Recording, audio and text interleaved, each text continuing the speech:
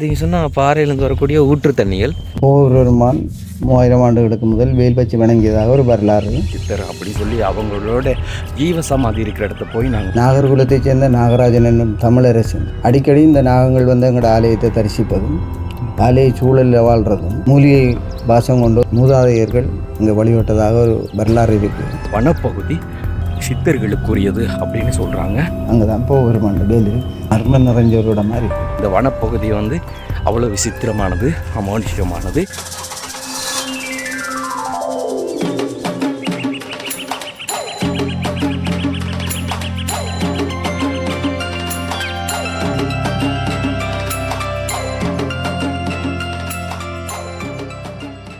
பார்த்தீங்கன்னா இங்கே வந்தோடனே சாப்பாடு என்ன ஸ்பெஷல் சொன்னால் 24 மணி நேரம் யார் பசி என்று வந்தாலும் பசி போக்கிட்டு தான் வந்து இங்கே வழிபடுவாங்களாம். அது வந்து சித்தர்களோட ஒரு மரபு அப்படின்னு சொல்கிறாங்க.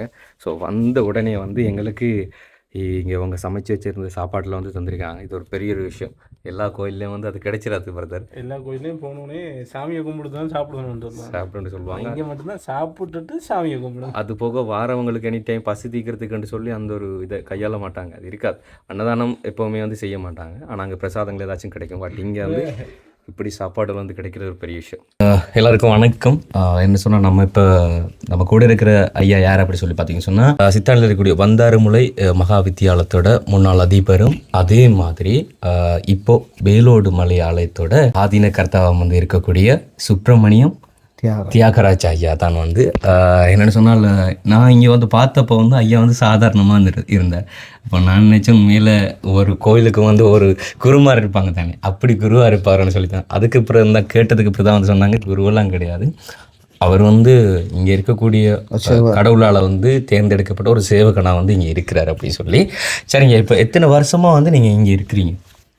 நான் இங்கேயா 2016ஆம் ஆண்டு தான் எனக்கு காட்சி தந்து நான் இங்கே வந்து சேர்ந்தேன். 2016 முதல்ல வந்து இங்கே கிராமத்து மக்கள் வந்து வழிபாடும் இடமா இருந்ததா? இது இருந்ததா இல்லையான்னு தெரியாது.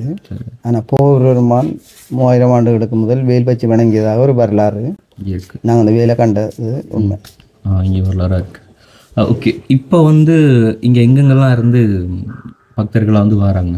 இல்லை, இலங்கையில் மட்டுமில்லை வெளிநாடுகளில் இருந்தும் பக்தர்கள் வந்து இந்த தரிசனம் செய்து வராங்க. இன்றைக்கு கூட லண்டன் இளப்பதீஸ்வரர் ஆலயத்தின் தலைவர் கூட வந்து முருகனை ஆசீர்வதிச்சு அவர் சில வேலை திட்டங்களை செய்து கொண்டிருக்கிறார். சரிங்க, இப்போ 2016ஆம் ஆண்டு நீங்கள் வந்து இந்த இடத்த பார்க்குறதுக்கு உங்களுக்கு அந்த காட்சி அளித்துன்னு சொன்னீங்க தானே, அந்த ஒரு வரலாறு அதுலேருந்து உங்களுக்கு தெரிஞ்ச வரலாறுகளை சொல்ல முடியுமா? என்னை பொறுத்தவரையில் இந்த ஆலயம் 3000 ஆண்டுகளுக்கு மேற்பட்டது என்று கூறப்படுகிறது. ஏனென்றால் எங்களோட மூதாதையர்கள் இங்கே வழிபட்டதாக ஒரு வரலாறு இருக்குது. ஆனால் எனக்கு அதை பற்றி தெரியாது. இருந்தாலும் இங்கே வந்து பார்க்குற அந்த அடையாளங்கள் நாகர்குலத்தைச் சேர்ந்த நாகராஜன் என்னும் தமிழரசன் இது ஆட்சி செய்ததாக வரலாறுகள் கூறப்படுது. அதாவது இலங்கையில் ஏக்கர் நாகர் ஆட்சி காலம் இருந்தப்போ அந்த காலத்தில் நாகராஜன் என்ற தமிழ் மன்னன் ஆட்சி செய்ததாக எல்லா வரலாறும் கூறுவது. அதே நேரத்தில் நாகராஜனை பொறுத்தவரையில் இங்கே நாகங்களுக்குத்தான் முன்னுரிமை கொடுக்கப்படுது. ஏனெண்டா அடிக்கடி இந்த நாகங்கள் வந்து எங்களோட ஆலயத்தை தரிசிப்பதும் ஆலய சூழலில் வாழ்கிறதும் மற்றது நாகங்கள் சிலருக்கு தரிசனம் கொடுத்து அவங்களோட பணியை நீக்கக்கூடிய ஒரு சூழ்நிலையும் இந்த ஆலயத்தில் இருந்திருக்கின்றது வரலாறு கூறுது. உதாரணத்துக்கு என்னென்னா இந்த ஆதி காலத்தில் இந்த வெடி என்று சொல்லும் தோக்கால வெடி சுட்டு மிருகங்களை வேட்டையாடுற நேரத்தில் ஒரு நாய்க்கு அந்த நாகம் கொண்டு கொத்திருக்கு. அந்த நாகத்தை இந்த ஒரு மூலிகை செடிக்கு மேலே தூக்கி போட்டு போயிருக்காங்க. அவங்க போகக்குள்ள நாய் செத்த நிலையில் இருந்திருக்கு. ஆனால் அவர் வீட்டுக்கு போகக்குள்ள அந்த நாய் எழுமித்து போயிருக்கு. அவ்வாறான ஒரு மூலிகை பாசம் கொண்ட ஒரு இடம் தான் இந்த இடம். சுற்றி வர மூலிகைகள் இருக்கிறது. அதாவது அவங்களே எதிர்பார்த்துருக்க மாட்டாங்க. இந்த நான் வந்து செத்துட்டு அப்படி சொல்லி தான் போயிருக்கேன். ஆனால் அவங்க வீசி எரிஞ்ச இடத்துல வந்து ஒரு மூலிகை கால் வைக்கிற இடமெல்லாம் வந்துட்டு மூலிகையில் இருக்கக்கூடிய ஒரு வனம். இந்த ஆலயத்தை வந்து என்னை பொறுத்தவரையில் எனக்கு நாகம்தான் காட்சி கொடுத்து இங்கே என்னை தூக்கிட்டு வந்தது. இரவில் நான் படுக்கும்போது நாகம் சுற்றி கொண்டு ஒரு மலைக்கு தூக்கிட்டு வரும். தூக்கிட்டு வர நேரத்தில் அந்த மலையில் ஒரு கிணறு, ஒரு புத்து, ஒரு பிரண்டங்குழந்து படர்ந்த இடமாக அந்த இடம் எனக்கு காட்சி அளிக்கும். பழைய இடிபாட்டு கோயில்கள் ஒன்று இருக்கிற மாதிரி காட்சி கொடுக்கும். இது ஒவ்வொரு நாளும் இரவில் இது கனவில் 6 மாதம் 3 மாதம் பிறகு ஒவ்வொரு நாளுமாக இந்த காட்சி கொடுக்க தோணிட்டு இருந்தாலும் எனக்கு அது நம்பிக்கை இல்லை. கனவு தானே, நினைவண்டா நம்பிக்கொள்ளலாம். இருந்தாலும் அது அடிக்கடி வரக்குள்ள எனக்கு ஒரு சந்தேகம். நான் இதை பற்றி ஆக்கள் எல்லாம் சொல்லி என்ன நடக்குதுன்றதை பற்றி எல்லோருடையும் கலந்து ஆலோசிக்கிற நேரத்தில் இப்படி ஒரு இடம் இழுக்குன்ற ஒரு இடத்துலான்னு இருக்குது. அங்கே வந்து பாருங்கள், நீங்கள் சொல்கிற மாதிரி சார் மலை இருக்குது, கிணறு இருக்குது, ஆனால் பிரண்டவங்கள் வந்து மரத்தெல்லாம் படர்ந்துருக்குன்னு சொன்னாங்க. சரி எதுக்கும் போய் பார்ப்போம் அப்படின்னு சொல்லி போட்டு சித்தாண்டி முச்சந்தி பிள்ளையார் கோயிலும் நான் தான் அதை நிர்வகித்து கட்டியிருந்தான். அந்த நேரத்திலேயும் இருக்கக்குள்ள கும்பாபிஷம் பண்ணி கீழே இறங்கக்குள்ள ஒரு ஆள் வந்து சொன்னார், நீ சொல்கிற இடம் இழுக்கலா இருக்கு, நீங்கள் வாங்கன்னு சொல்லி நான் 48 நாள் மண்டல அபிஷேகம் முடிய அந்த இடத்துக்கு வரேன்னு சொல்லி இங்கே வந்து பார்க்க அதே இடத்துல அந்த புத்தும் இருக்குது, கிணறும் இருக்குது, அந்த பிரண்டவங்களும் நிலத்தில் இல்லை மரத்தெல்லாம் படர்ந்துருக்கு. உங்களுக்கு கனவுல வந்து அதே மாதிரி கனவில் வந்து அதே காட்சி, அதே இடம், அதே இதாக இருக்குது. இப்படி இருக்கக்குள்ள இது மாத கணக்கு நாள் கணக்கு அப்படி வந்து தினமும் இப்படி வரக்குள்ள அந்த உடுப்புலலாம் அந்த பாம்பு மேயிற மாதிரியும் இப்படி இப்படி செய்கிற மாதிரி இருக்கு. அப்போ எனக்கு கொஞ்சம் பயமும் தான். இருந்தாலும் இதை சொல்லக்குள்ள மற்றாக்கள்கிட்டையும் சொல்லக்குள்ள என்ன கேலி செய்வாங்களோ என்ற பயமும் தான். உங்களுக்கு நிஜமாக நடக்கிற மாதிரி அந்த உணர்வு உணர்வு அப்போ ஸ்கூலுக்குள்ளே போயிருந்தாலும் அந்த மூட்டு வராது, ஸ்கூல் மூட்டு வராது. ஆனால் கீழே பார்க்குறதுமா அங்கே பார்க்குறதுமா தான் பயம்தானே. வீட்டையும் தான் அப்படி இருக்கக்குள்ளே அப்படி ஒரு சூழ்நிலை வரும்.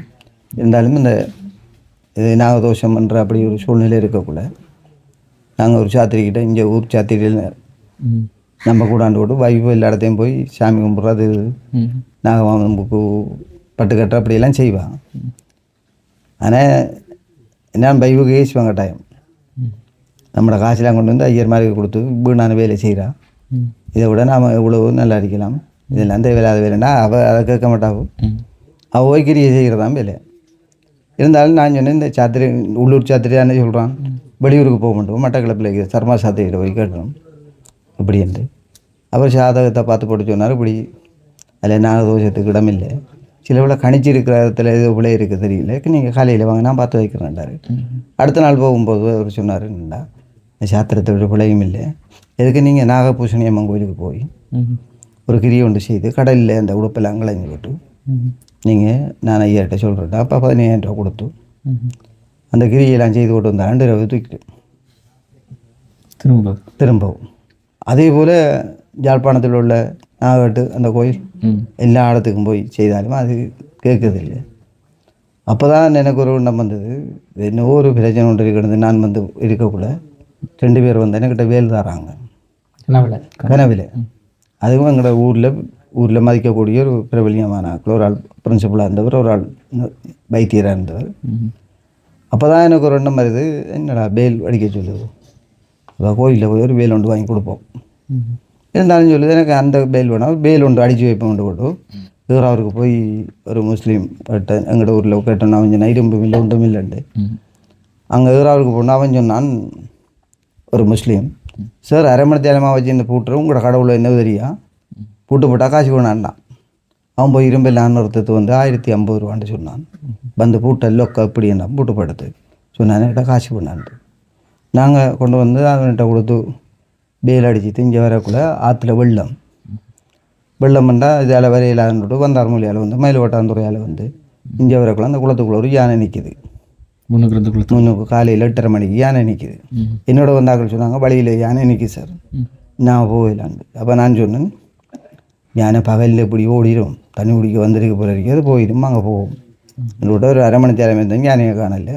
நாங்கள் காட்டில் போந்து வரோம், அந்த புளிய மரம் இப்போ 2 பிள்ளையார் இருக்குது, அவிடத்துலேருந்து பார்க்க அந்த மலைக்கு மேலே யானை நிற்கிது. நாங்கள் மலைக்கு மேலே ஏறித்து வந்தோம். அந்த யானை மெல்ல இறங்கி வந்து இப்போ நான் வந்தோம் அதில் நிற்கிது. அப்போ நான் சொன்னேன், இവിടുത്തെ வேல் வைப்போம் வந்து வேல் வைக்க போகக்குள்ள என்னோட வந்த ஐயர் சொன்னார், இடம் பொருத்தமான இடம் இல்லை, இது யானைன்னு யோசியாதங்க, நீங்கள் வாங்க. ஆனால் எனக்கு அந்த யானையை பற்றியோ இதை பற்றியோ இல்லை, இந்த கனவு தான் முக்கியமாக தெரியுது. ஏன்னா அந்த புத்தடிலான் கனவுண்டா இവിടുത്തെ வைப்போம். எல்லாரும் வந்துட்டாங்க, நானும் யோசிச்சு போட்டு, நீ என்ன ஆக்கள் கூட போயிட்டு நீ ஆக்களோட போக மாட்டது வர, அந்த யானை இந்த மலைக்கு வருது, இதில் நிற்கிது. நாங்கள் இதுக்கு வந்தோம், அந்த யானை பின்னுக்கு 2-3 கத்துக்கிது. சத்தம் போட்டு இதில் தோண்டினோம். அங்கே தான் போகிறோம் வேல் இருக்கு. இடத்துல நாங்கள் அதை கிளப்பல்ல, அதுக்கு மேலே நாங்கள் வேல் வச்சு வழி கட்டுறோம். கச்சதுக்கு அப்புறம் பார்த்தா அவ்விடத்துல அவர் சொன்ன 3 இருக்குது. 3 இருக்குது. அதே பார்த்தா அந்த நிலத்தில் வளர்ந்த மரத்தில் வளர்ந்த பிரண்டங்குளந்தன்றது அங்கேயும் இல்லை தானே. அந்த பிரண்டங்குளந்து இந்த முருஸ்தான் கனவு நிலத்துல படர்ந்திருந்தது. நிலத்தில் படர்ந்துருக்கு. அங்க மரத்துல படர்ந்திருந்தது. அதான் அதே பிரண்டங்குளந்து நிலத்தில் படர்ந்துருக்கு. பாருங்க, கிணறு எல்லாமே இருக்கு. அங்கே முன்னுக்கு இருக்கு, அந்த மாதிரி இருக்கு. 3 இருக்கு. பிடிக்கிறதில்ல. அதுக்கு பிறகுல இருந்து அந்த கனவு வரல. அதுக்கு பிறகு கனவு வரல. இல்லை கனவு வராமல் இல்லை, வரும் வரும். ஆனால் தூக்குற வேலை இல்லை. இடத்துல ஏதோ நடக்கிறன்ற மாதிரி கனவு வரும். மூலஸ்தான யானை காட்டி கொடுத்தது.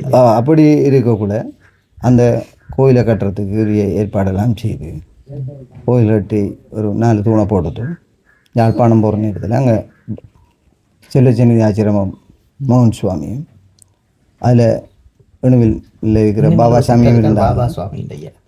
அவர் சொன்னார், சுவாமி நான் ஒரு கோயில் ஒன்று கட்டோம் வந்து பாருங்க சுவாமின்னு சொன்னேன். நீ கோயில் கட்டல, நீ போ பாரு என்றார். இப்படி ஒரு கிழமை 2 கிழமை அப்புறம் அவரை பார்த்தோம் இல்லை. ஆனால் அவர் பின்னேற ஒரு 3:30 மணிக்கு வந்தார். இங்கே யானைக்கும் பயமே எங்களுக்கு. இனியே பரவாயில்லன்ட்டு போட்டும் டிராக்டர் ஒன்று எடுத்துகிட்டு சாமியில் அமைத்து வர அந்த நாம இப்போ ஏறி வந்த இடத்துல என்ன சொன்னார், நடக்கிறாரு. நான் போய் பிடிச்சேன். கைவிடாண்டாரு. நீ கோயில் கட்டலை, கோயிலுக்கு மேலே கோயில் கட்டிக்கிறா. கோயில் கட்டி கும்பாபிஷேகம் பண்ண பிறகு அதில் இருக்கிற சித்தர் உள்ளே வந்துடுவார். உள்ளே வந்தால் புண்ணிய பூமியாக மாறும். ஆனால் உனக்கு ஒரு நிபந்தனை, கை நீட்டி யார்கிட்டையும் காசு வாங்கக்கூடாது. கை நீட்டி காசு வாங்கினா அது பாபச்சொத்தாக மாறும். இங்கே தர்மமோ புண்ணியமோ வளராது என்று சொன்னார். அதுக்கு பிறகு நாங்கள் ஒரு தடவையுமே காசு வாங்குறதில்ல. அவர் 20 ரூபா காசு இருந்தார் இந்த கோயிலை கட்டுண்டு. எந்த காசு 2 கோடி ரூபாய்க்கிட்ட செலவழிஞ்சிருக்கு. ஆனால் எனக்கிட்டையும் கையில் இருந்து காசு செலவழிஞ்சாக வரலாறு இல்லை. ஏதோ நடக்குது. அதுபோல் மூலஸ்தானத்துக்கு இரும்பு வேல் தானே 50 வேல் வைக்கணுமென்று இருக்கு. வேல்சாமி பாத யாத்திரை சரி வேல்சாமியை கூட்டி வந்து இதை காட்டுற நேரத்தில் அவர் சொன்னார், தீபம் காட்டுறதுக்குள்ளே மயங்க விழுறாரு. மயங்க விழுந்ததுக்குள்ளே சொன்னார், உங்களுக்குரிய மூலஸ்தானத்துக்குரிய வேல் செல்லச்சேனதிலாம் இருக்குன்னு சொன்னார். அப்போ நானும் அவரும் ஒரு கிழமைக்கு அப்புறம் அங்கே போகிறோம். அங்கே இருக்க குட்டி ஐயான்றவர் சொன்னார், இரவு வந்து சொல்லி போட்டு போகிறார், வேல்சாமி உங்களுக்கு வேல் கொடுக்கட்டான் வந்து 5 வேல் தந்தார். அதில் ஒரு வேல் 50 வேல். அதுதான் இப்போ மூலஸ்தானத்துக்கு சின்ன வேல் போகார். அதுக்கப்புறம் அந்த முஸ்லீம் அடித்த இரும்பு வேல், அதை மறைச்சி 3வது வேல். 3 வேல் இருக்குது. இப்போ 3 வேல் இருக்குது. அதில் 50 வேல் தான் இப்போ மூலஸ்தானத்தில் பிரதான வேலாக இருக்குது. அப்படி இருக்கக்குள்ள இதை சுற்றிட்டு வந்தவர் சொன்னார், இதில் நீர் விட்டு ஒன்று இருக்குன்ட்டு. அப்போ மலையில் நீர் விட்டு தண்ணி கண்ணி ஒன்றுமே இல்லை. தண்ணி கண்ணி ஒன்றுமே இல்லையே. அப்போ எங்களோட திருநாவுக்கரசன்னு சொல்லி எங்களோட கோயில் நிர்வாகத்தில் இருக்கிற வருமாள் அவர் சொன்னார், அதில் போ தென்பதில்னு சொன்னார். அவன் ஓடி போய் இங்கே ஒன்றும் இல்லை சுவாமி கல் தாங்கடா கிளப்பாண்டார் கிளப்பிட்டார் அப்படின்னு நீர் விட்டு. அப்போ தான் சொன்னார், நீங்கள் அபிஷேகம் பண்ணுற நீர் அங்கே வரும், நீங்கள் வேணுமா பாருங்கன்ட்டு. அப்போ 10 கம்பி உண்டு. அப்போ உள்ளே விட்டோம். அப்படி உள்ளே போய்கொண்டிருக்கு. ஆனால் அந்த நீர் ஊற்று இன்னும் மற்றதில்லை. என்னதான் வெயில் வந்தாலும் அது பார்த்ததில்லை. மர்மம் நிறைஞ்ச ஒரு இடம் மாதிரி இருக்குது. என்ன நடக்குதுன்னு தெரியா. ஆனால் அந்த பண்டையர்கள் வாழ்ந்த இடம்ன்றதுக்கு ஒரு அடையாளம் என்னென்னா, இங்கே இருக்கிற அடையாளங்கள் அதை உறுதிப்படுத்துது. அது எங்களோட பாரம்பரியமான ஆக்கள் கதைச்ச கதை என்னென்னு சொன்னால், கருகாமல் இருந்தோ அல்லது சித்தாண்டி இருந்தோ இங்கே ஒளி வந்து இறங்குறன்றது அது ஒவ்வொரு பௌர்ணமியிலையும் அது இயற்கையாகவே நடந்து கொண்டிருக்கு. ஒளின்னு சொன்னால் அந்த வானிலை பறந்து வாருது. அப்படி பந்தல் கட்டு மாதிரி வந்து நிற்கும். நேற்றிரவு வந்திருக்கும். அப்படியான ஒரு சந்தர்ப்பம் இங்கே இன்றைக்கும் போன பௌர்ணமிக்கு முந்தின பௌர்ணமி வெளிநாட்டில் இருந்து இங்கே வந்தவங்க அவங்க சொன்னாங்க, நான் எத்தனையோ இடங்களுக்கெல்லாம் போய் சாமி கும்பிட்டுருக்கேன், இப்படி ஒரு ஒளி பந்தத்தை நாங்கள் காணலை, இறைவனங்களுக்கு காட்சி கொடுத்தோம்னா எல்லோரும் குளறி போகிறாங்க. அப்படி காட்சி கொடுக்குற ஒரு இடமாகவும் இந்த வேலோடு மலை இருக்குது. வேலோடு மலைக்கான வரலாறு வந்து அந்த வானில் அந்த வேல் இது பறந்து வர்றதும் அடுத்து உங்கள்கிட்ட இங்கே அந்த வேல் தோன்றிருக்கு. அந்த வேல் தோன்றினது தான் இது முக்கியமான வரலாறு இருக்குது. அதே நேரத்தில் எங்களோட பழையாக்கள்லாம் சொல்கிறது அந்த மலைக்கு மட்டும் யாரும் போகக்கூடாது. இந்த இயக்கம் அல்லது இராணுவம் எல்லாமே இங்கே ஆட்சி இந்த இதில் இருக்கிற நேரத்தில் கூட, ஆனால் இங்கே எந்தவித அசம்பாவிதமும் நடக்கலை. யாருமே இங்கே ஒருவரும் கொலை செய்யப்படவும் இல்லை, ஒரு அசம்பாவிதமே எதுவுமே நடக்கலை. அப்படியான ஒரு புண்ணிய பூமி அது. ஓகே, பார்த்தீங்கன்னு சொன்னால் நாங்கள் இப்போ வந்து குளிக்கலாம் அப்படி சொல்லி வலிக்கிட்டோம். குளிச்சுட்டு வேட்டிலாம் கட்டிட்டு உள்ளே வந்து பூஜைகளுக்கு ரெடி ஆக போகிறாங்க. அப்போ நாமளும் வந்து சாமியை கும்பிட்டுட்டு மற்ற விஷயங்களையும் பார்க்கலாம், தெரியாத சில விஷயங்களை தெரிஞ்சு கொள்ளலாம் அப்படி சொல்லி வலிக்கிட்டோம். இங்கே வந்து பார்த்திங்க சொன்னால் 2 கிணறுகள் இருக்குது. இந்த 2 கிணத்துக்களோட தண்ணி வந்து வேறு வேறு தண்ணி அப்படின்னு சொல்கிறாங்க. அதாவது ஒரே கிட்ட இருக்கிறதுனால டேஸ்ட்டாக அந்த தண்ணியோட சுவைகளாக இருக்கட்டும் எல்லாமே ஒன்றா தானே இருக்கும், ஒத்துப்போம். ஆனால் அது அப்படி கிடையாது, மாறுபட்டமாக இருக்குன்னு சொல்கிறாங்க. இங்கே பாருங்கள், இது இந்த கிணறு கட்டப்பட்டது கூட வந்து 2021 தான் கட்டியிருக்காங்க, 5ஆம் மாதம் 18ஆம் தேதி. இங்கே பாருங்க, இங்கே பாருங்கள், இந்த இங்கே ஃபுல்லாக தண்ணி இருக்குது, இங்கேயும் இருக்குது. அதே மாதிரி இந்த சின்ன கிணறு இது வந்து 2022 கட்டியிருக்காங்க போல். ஒரு வித்தியாசமான டேட் போட்டிருக்காங்க. இதுக்குள்ளேயும் தண்ணி இருக்குது, இதுவும் அப்படி அழகாக இருக்குது தண்ணி. இந்த பக்கத்தால் வந்து தண்ணி எங்கேயோ இது எங்கேருந்து வருது அந்த தண்ணி? அந்த தண்ணி எங்கேருந்து வருது? மலையிலேருந்து வருதா? ஊற்று தண்ணி அந்த வருது. ஓகே, இதை பார்த்தீங்க சொன்னால் பாறையிலேருந்து வரக்கூடிய ஊற்று தண்ணிகள். ஸோ அப்படியே வந்து ஒன்று இருக்குது, இப்படியே வந்து தண்ணி போய்க்கணும். இது கடைசி அங்கே இருக்கிற குளத்துக்கு போய் சேருதுன்னு. இதான் பெஸ்ட்டாக கட்டின கிணறு இல்லை? இதான் பெஸ்ட்டாக கட்டினேன். ஓகே, இப்போ எல்லா தண்ணிகளையும் வந்து நாங்கள் பார்க்க போகிறோம். ஓகே, பார்த்தீங்கன்னு சொன்னால் வந்து நாங்கள் இப்போ குளிச்சிட்டோம். நான் சொன்ன மாதிரியே 2 கிணத்துக்கு வந்து வித்தியாசம் இருக்குது. பெரிய கிணத்துல வந்து ஓரளவுக்கு எப்படி சொல்கிறது, நார்மலான சூடும் குளிரும் சேர்ந்த மாதிரி. ஆனால் சின்ன கிணத்துல பயங்கர நல்ல குளிர். ஸோ வந்து இப்போ நான் இங்கே பாரு வெட்டிலாம் கட்டி அப்படியே வலிக்குட்டாச்சு. ஸோ இப்போ நாங்கள் போயிட்டுருக்குறோம், மறுபடியும் மலைக்கு போயிட்டுருக்குறோம். அங்கே பார்த்தீங்கன்னு சொன்னால் அவங்க எல்லோரும் போய்கொண்டிருக்கிறாங்க. என்ன சொன்னால் லேட் பண்ணக்கூடாது, ஒருவர் வந்து முந்தி ஒருவர் வந்து பிந்தி இதில் தெரியக்கூடாது. என்ன சொன்னால் இந்த வனப்பகுதி வந்து அவ்வளோ விசித்திரமானது, அமானுஷ்யமானது. அது போக எங்கே எப்போ வந்து ஜான நிற்கும் அப்படிங்கிறது வந்து சொல்ல தெரியாத ஒன்று. ஸோ அதனால தான் தனிமையில் இங்கெல்லாம் வந்தோன்னா நம்மளை பல ஆளுங்கள்லாம் நடுங்கி பயந்து செத்து போயிடுவோம். தமாசா இருக்கலாம் பார்க்குறதுக்கு, ஆனால் எல்லா வனமும் ஒரே மாதிரி இருக்காது. என்ன சொன்னால் இந்த வேலோடு மலைப்பகுதி, இந்த வனப்பகுதி சித்தர்களுக்குரியது அப்படின்னு சொல்கிறாங்க. ஸோ அதனால் சித்தர்களோட ஸ்டோரி வரலாறுகள் வந்து படித்த நிறைய பேருக்கு அவங்க எப்படி வாழ்ந்தாங்க, எப்படியான சித்து விளையாட்டுகள் காண்பிப்பாங்க அப்படி சொல்லி நிறைய விஷயங்கள் வந்து தெரிஞ்சிருக்கும். என்ன சொன்னால் நம்மளோட சேனலில் ஆரம்ப கட்டத்திலே வந்து காரைதூரில் இருக்கக்கூடிய சித்தானைக்குட்டி சித்தர் அப்படின்னு சொல்லி அவங்களோட ஜீவ சமாதி இருக்கிற இடத்த போய் நாங்கள் வந்து ஒரு ஸ்டோரியாக வந்து கலெக்ட் பண்ணி உங்களுக்கு நாங்கள் வீடியோ தந்துருந்தோம். ஸோ அது பார்த்துருப்பீங்க.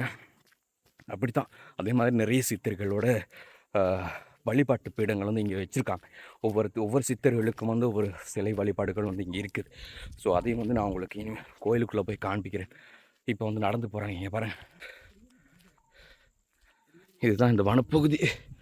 கதிர்காமம் மாதிரியெல்லாம் கிடையாது, இங்கே அவ்வளோ பெரிய ஆட்கள் வர மாட்டாங்க.